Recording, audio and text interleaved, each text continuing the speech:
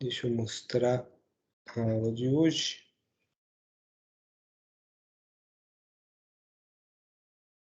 Hoje a gente tem o módulo 5, análise estática e dinâmica do sensor angular potenciométrico.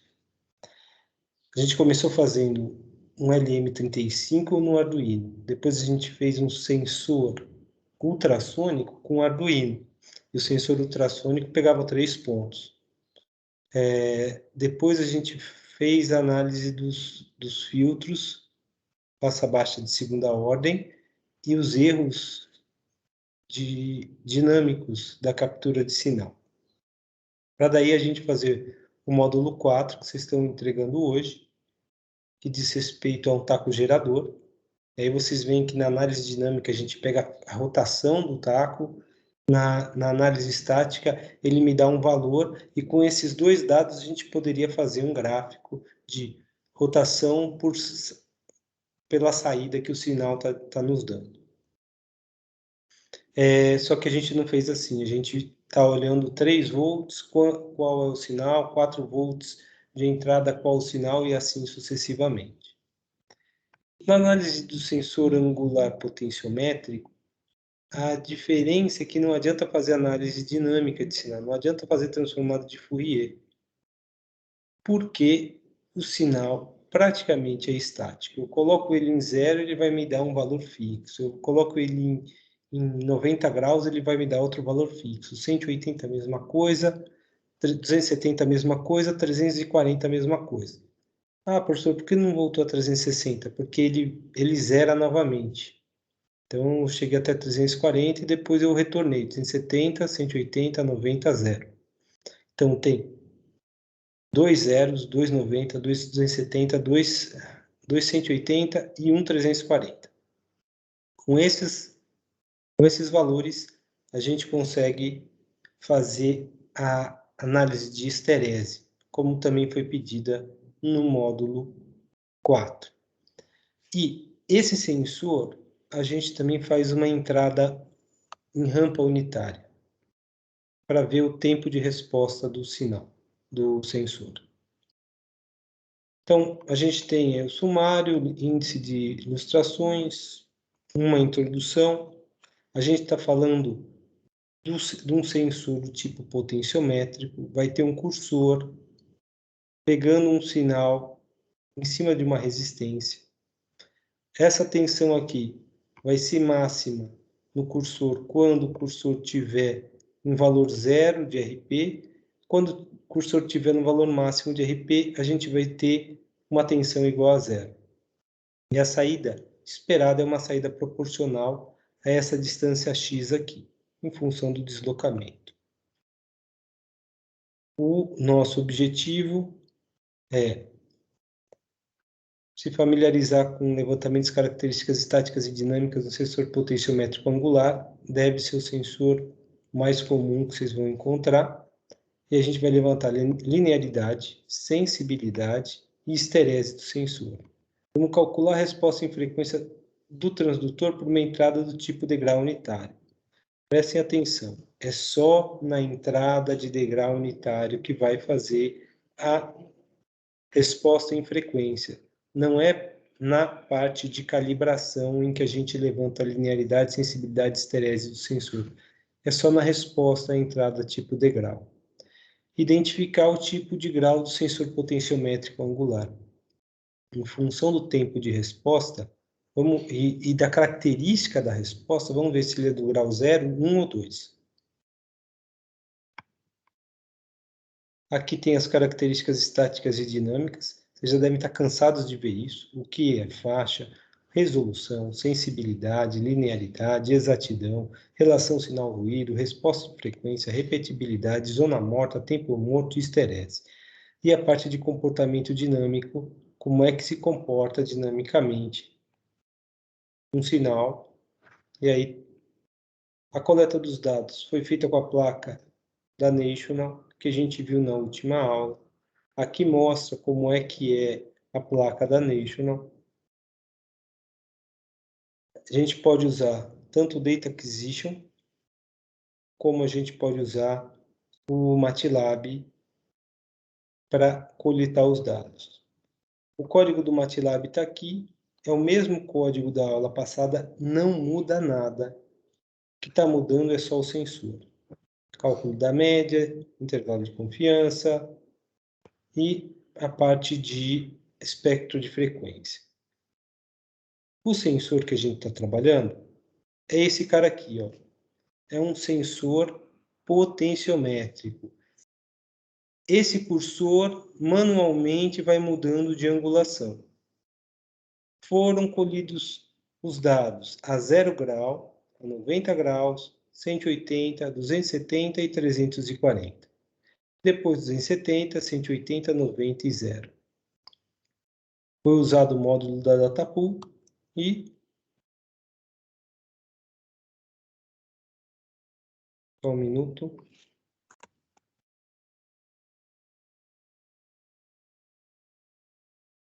Para cada amostragem, bem, foram 10 mil pontos, 10 mil amostras a 10 kHz. Estou usando o máximo que a gente consegue coletar. Foi isso que a gente fez, foi isso que foi feito. Para cada amostragem, calcular medidas de médias, desvio padrão, intervalo de confiança, achatamento, assimetria e intervalo ou range. Para o conjunto de 9 amostras, fazer análise de regressão e calcular esterese e sensibilidade do instrumento. Eu não estou pedindo erro de linearidade, o erro de esterese e sensibilidade. Plote o gráfico da posição angular versus tensão e aí avalie o erro de linearidade. Aqui vale meio ponto, aqui vale 2 pontos e, por fim, determine o ângulo imposto com base na regressão de seus dados coletados. Foram colhidos 100 mil amostras a 10 kHz e aplicou-se um impulso aleatório, emulando um impulso unitário. Eu já vou mostrar para vocês. Então, na letra B, a gente vai fazer a regressão linear. Na letra C, a gente vai pegar o valor encontrado e vai dizer qual foi o ângulo que chegou esse potenciômetro. E na letra D, determinar o tipo de grau. Então, aqui a gente vai ter 4 pontos e meio. Alguém me perguntou algo? Sim, Rodrigo, o taco gerador era para ser entregue hoje. Eu vou ser bonzinho e vou deixar vocês entregarem até o final da aula, tá? Quero mostrar para vocês que no módulo 5, cada grupo tem 10 informações. Esse é o grupo 1, que já entregou o relatório. Então, para cada posição, ida e volta, a gente vai ter os 10 mil pontos, tá?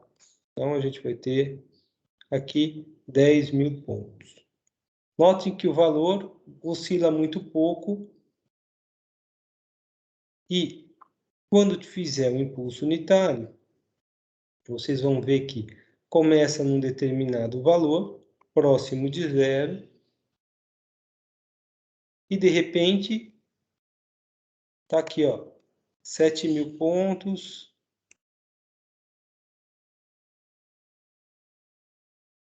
8 mil pontos.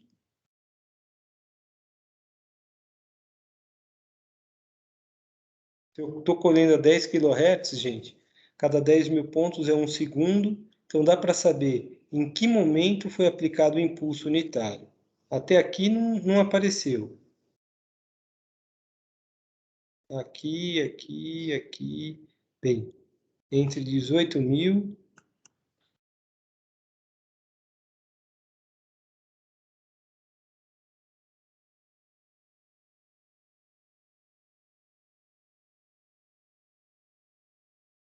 Tem poucas variações.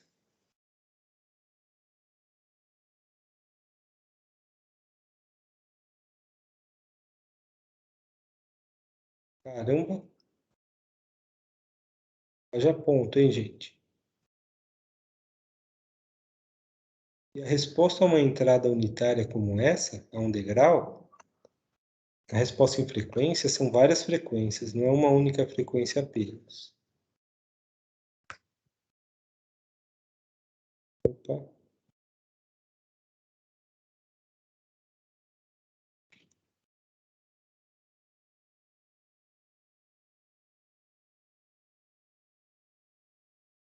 Aqui. Tá vendo? Ó, começou aqui, mais ou menos. Começou aqui. E termina aqui.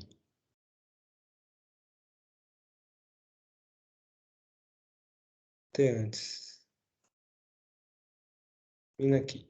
Então, esse é o momento em que a gente tem um impulso unitário.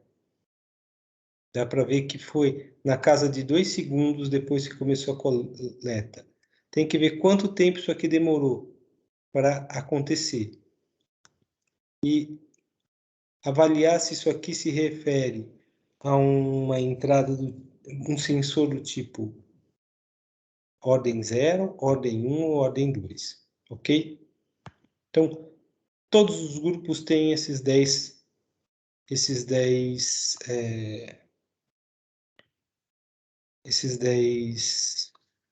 arquivos. Cada grupo tem um arquivo específico para ele. A gente coletou um monte de informação para vocês. E... Ah, é verdade, Alexandre. O relatório do taco gerador era para a semana passada, não era para essa semana. A gente só dá uma semana de prazo para vocês fazerem o relatório. Esse quinto relatório eu já vou mostrar para vocês. Está escrito aqui, ó. O legal de colocar plano de aula, plano de ensino, é que ele fala quando é e quando não é.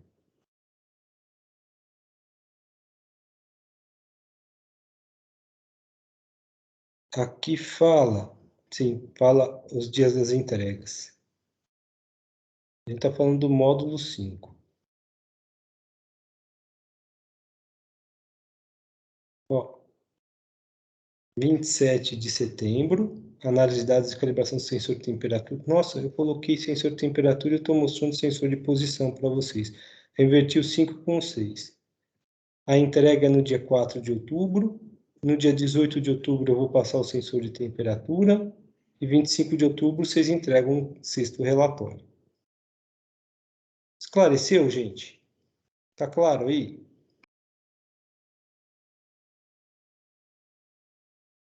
Um momentinho.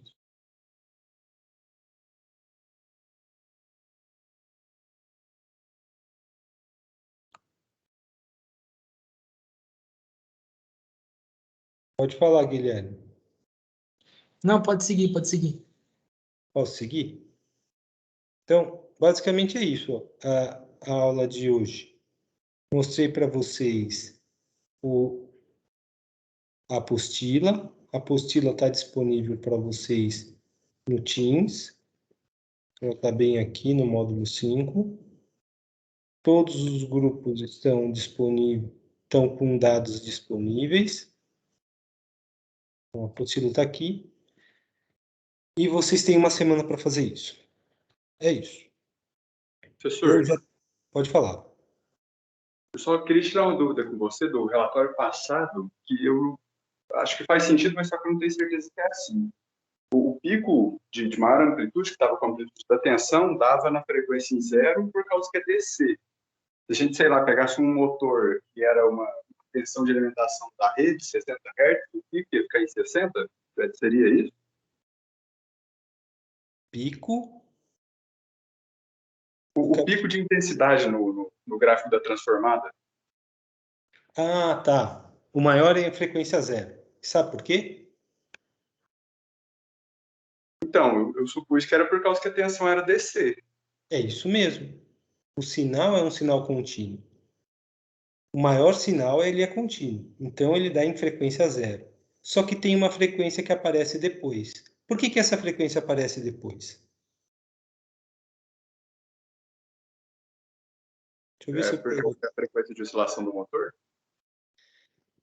O motor tem uma rotação. Ao trabalhar nessa rotação, ele induz uma variação do sinal naquela frequência. Tá vendo? Esse aqui é o sinal do... Você põe na página e ele tira, né? Ó, esse aqui é o sinal da tensão em 3 volts. Tem alguns erros aqui, mas era para ser contínuo próximo de 1, tá vendo? Aqui dá o valor em dobro dele, tá? Então, eu tenho que pegar esse valor e dividir por 2 para saber essa tensão aqui. Só que aqui também tem uma frequência. É essa aqui, ó, na casa de 120 Hz. 120 Hz com essa amplitude mais baixa, que é essa amplitude aqui entre 0,8 e 1, tá? É essa amplitude que aparece aqui. Essa principal é porque o sinal ele está numa tensão de 1, tá vendo? Claramente eu estou vendo a tensão de 1 e uma frequência menor oscilando em cima de 1. E essa frequência, ela é justamente a frequência de rotação do tacogerador.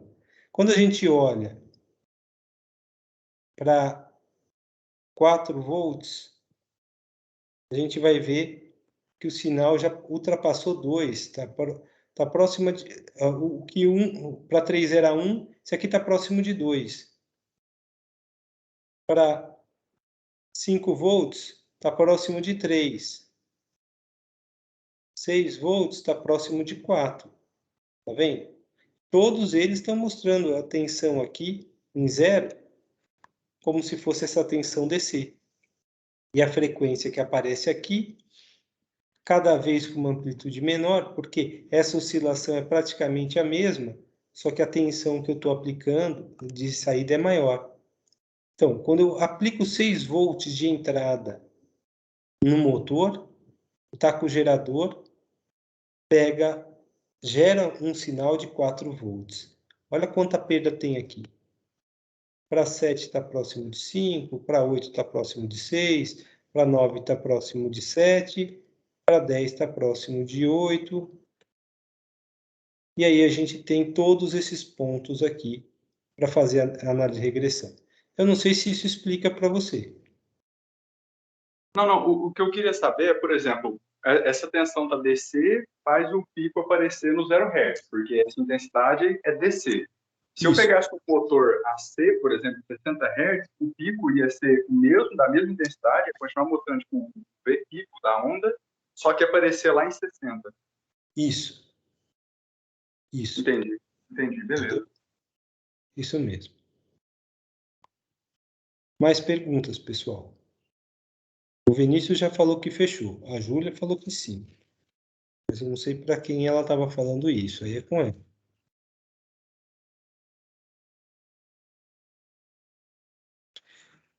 Bem, então, já mostrei a apostila. Vocês têm uma semana para fazer. Semana que vem vocês entregam o módulo 6. Eu quero ver se até semana que vem eu já corrijo o módulo 3 e o módulo 4. Vocês me entregam o módulo 5 semana que vem. E vai ficar fácil para vocês saberem quem está passando na disciplina ou não está passando. Porque só aí são mais 13 pontos e meio. Né? Tem gente com 48 consegue passar na disciplina sem precisar do módulo 6 e nem do questionário 2, a menos que isso faça a pessoa bombar por falta. Ok, pessoal? Então, Beleza. parar por isso daqui. Estou parando a gravação.